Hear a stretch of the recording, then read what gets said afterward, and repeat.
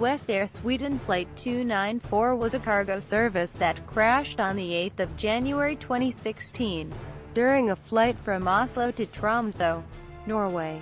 Approximately 30 minutes after takeoff, communication with the Canadair CRJ200 was lost following a Mayday call. The aircraft was later found destroyed at the crash site with a large crater, surrounded by blackened snow and charred debris, indicating it had impacted the ground almost vertically. Aircraft and operator. The aircraft was built in 1993 and was operated by Lufthansa CityLine SD, ACLE until the end of 2006.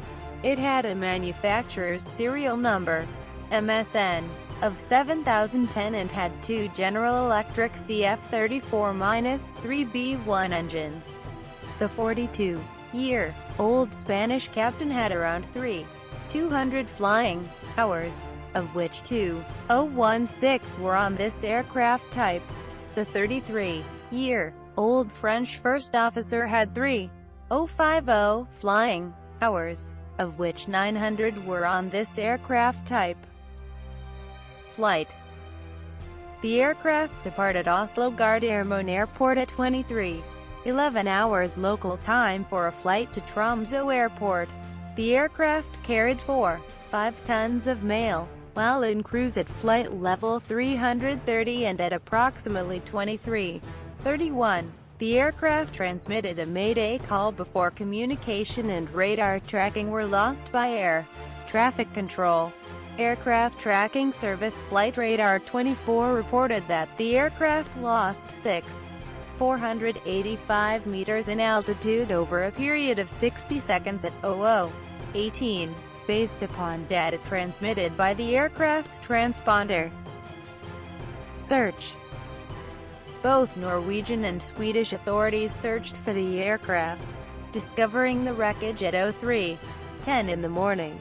The crash site was located at an elevation of 1,000 meters in a remote area near Lake Åkejord, approximately 10 kilometers from the Norwegian border. The aircraft remains were spread in a circle approximately 50 meters in diameter, which was said to suggest a high-energy impact. Investigation. The Swedish Accident Investigation Authority, Swedish Statens Haverikommission, or SHK, opened an investigation into the crash. After 17 seconds from the start of the event, the maximum speed, VMO, of 315 knots was exceeded. The overspeed warning was activated and the vertical acceleration turned to positive values. Another 16 seconds later, the first officer transmitted Mayday message that was confirmed by air traffic control. The indicated airspeed then exceeded 400 knots and the stabilizer trim was reactivated and reduced to 0.3 degrees nose down. The pilot in command called Mach trim, after which engine power was reduced to idle. During the further event, the last valid FDR value shows that the speed continued to increase up to 508 knots while the vertical acceleration values were positive, with maximum values of approximately +3 g. FDR data shows that the aircraft's ailerons and spoilerons mainly were deflected to the left. During the event, the accident was caused by insufficient operational prerequisites for the management of a failure in a redundant system.